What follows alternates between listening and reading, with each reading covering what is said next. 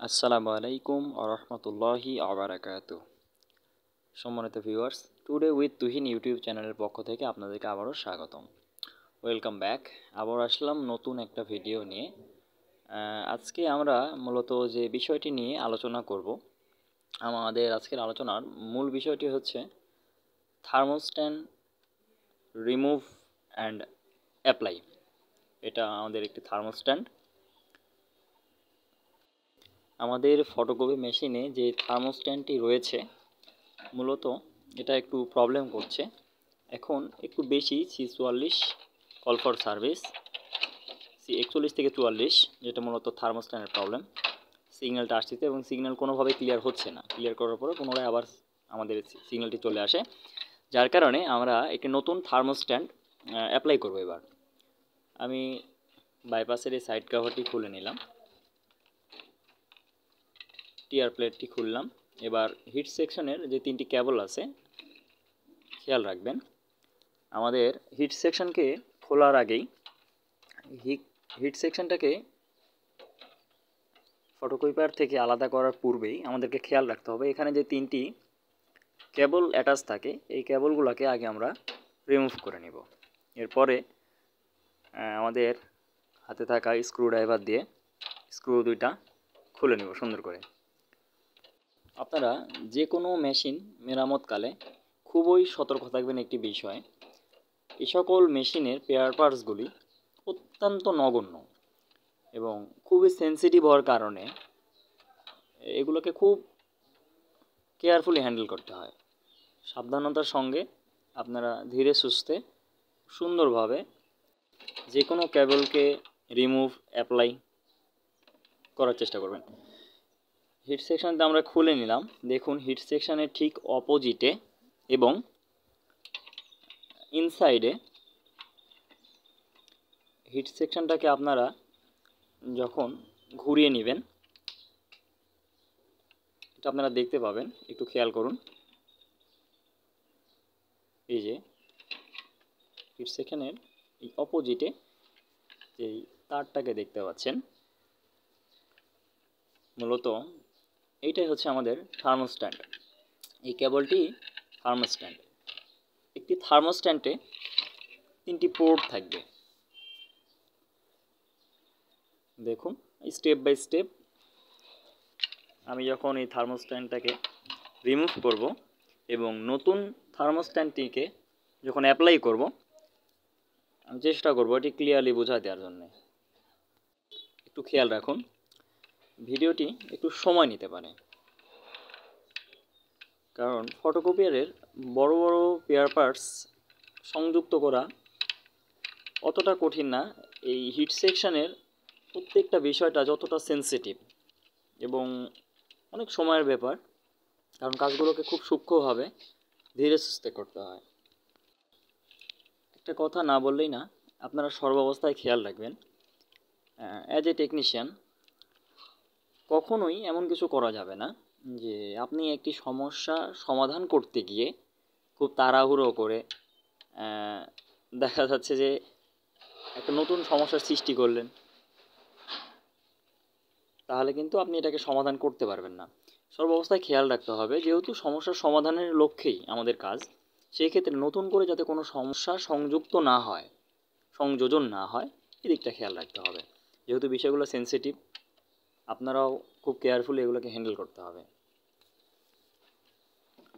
ভিডিওটি দেখতে থাকুন। অলরেডি আমার পূর্বের যে থার্মোস্ট্যাটটি মেশিনের সঙ্গে ছিল, হিট সেকশনের সঙ্গে যেটা ছিল, রিমুভ করেই ফেলেছি।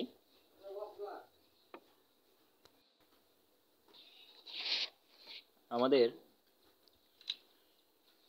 পুরাতন থার্মোস্ট্যাটটি রিমুভ হয়ে গেছে।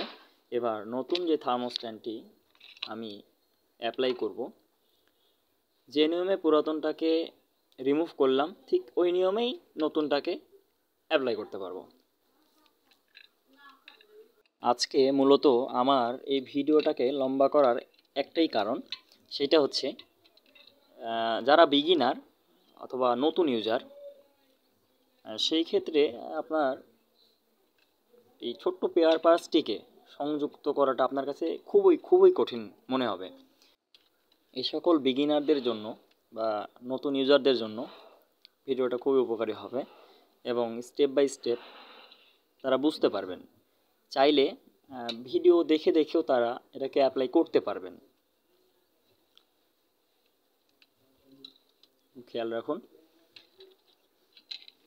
3টা পোর্টকে নির্দিষ্ট স্থানে সংযুক্ত করে দিয়ে স্ক্রুড্রাইভার দিয়ে স্ক্রুগুলোকে অ্যাটাচ করে দিন এবং সবশেষ যেটা করবেন সেটা হচ্ছে এই কেবলটাকে থার্মোস্ট্যানের এই কেবলটিকে হাইড রাখার জন্য বেশ কয়েকটা 8 থেকে 10টা লকার রয়েছে ছোট ছোট।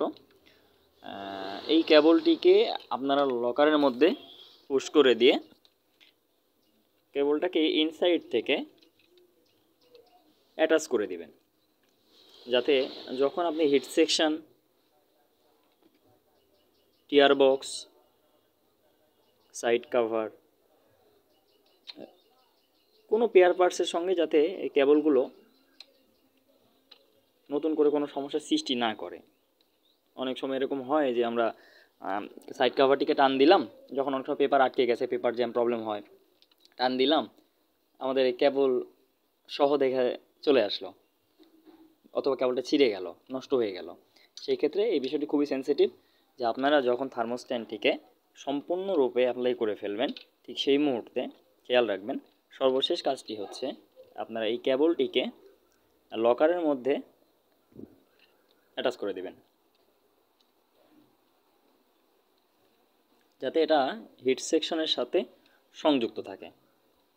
আপনি যতবারই খোলামেলা করুন না কেন, এটা কোনোভাবেই বাইরে আসবে না, এতে করে কেবল ক্ষতিগ্রস্ত হবে না।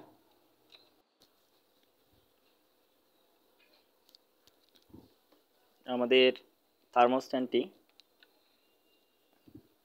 অলরেডি অ্যাপ্লাই করা হয়ে গেছে। দেখুন, এখন যে কাজটি আমি করতেছি সেটা হচ্ছে এটাকে লকারের মধ্যে পুশ করে দিচ্ছি।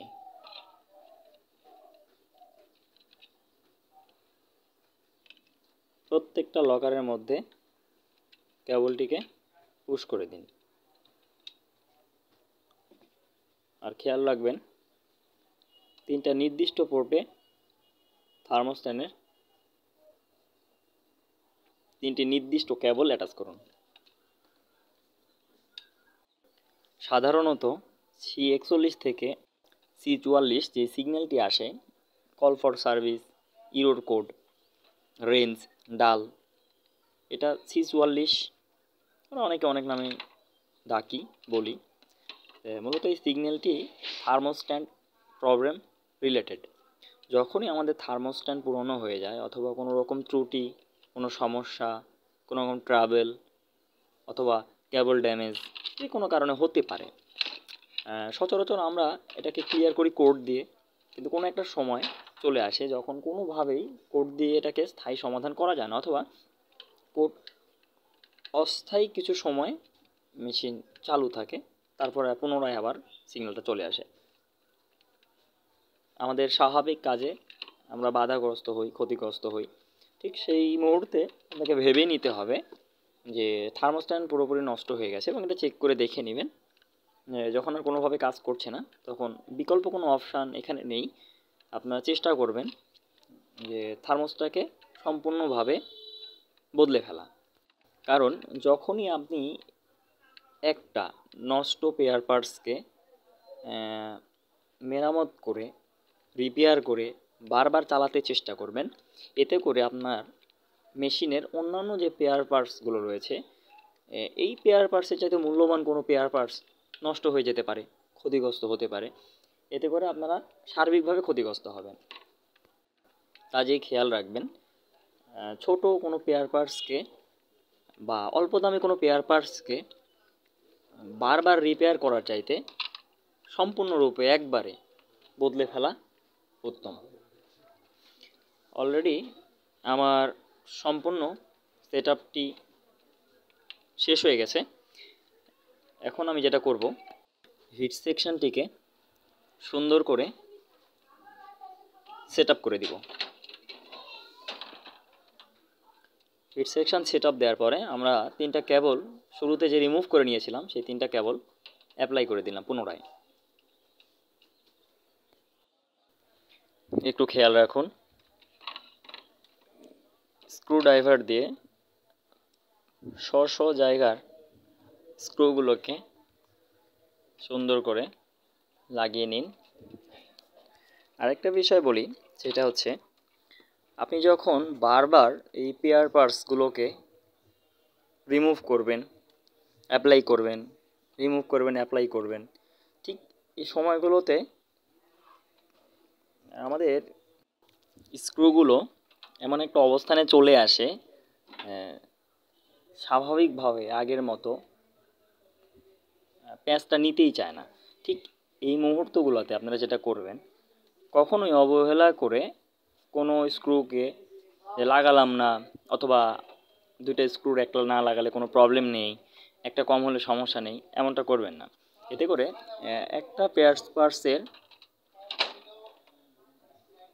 সমস্যা থেকেই আরও 2-4-5টা আশেপাশের পেয়ার পার্টসগুলো ক্ষতিগ্রস্ত হওয়ার সম্ভাবনা থাকে। চেষ্টা করবেন একটা মেশিনকে ঠিক যেভাবে আপনি রিমুভ করবেন, অ্যাপ্লাই করার সময় হুবহু কাজটা করবেন।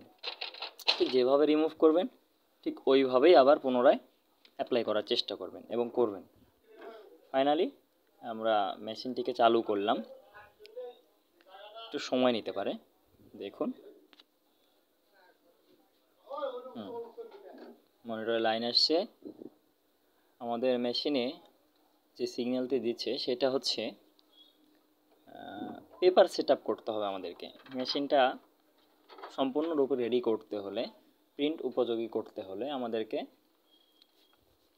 পেপার সেট আপ করতে হবে। আপনারা সেক্ষেত্রে বাইপাস এবং ড্রয়ার 2 জায়গা থেকেই করতে পারেন। তো আমি যেহেতু সচরাচর বাইপাস ব্যবহার করি, সেই ক্ষেত্রে আমি পেপারটিকে বাইপাসে সেট আপ করে নিলাম। একটু খেয়াল করুন, আমার পেপার সেট আপ করা হয়ে গেছে, মেশিনটা অলরেডি রেডি হয়ে গেছে। আপনারা সকলেই ভালো থাকুন, সুস্থ থাকুন। ধন্যবাদ সবাইকে। আল্লাহ হাফেজ।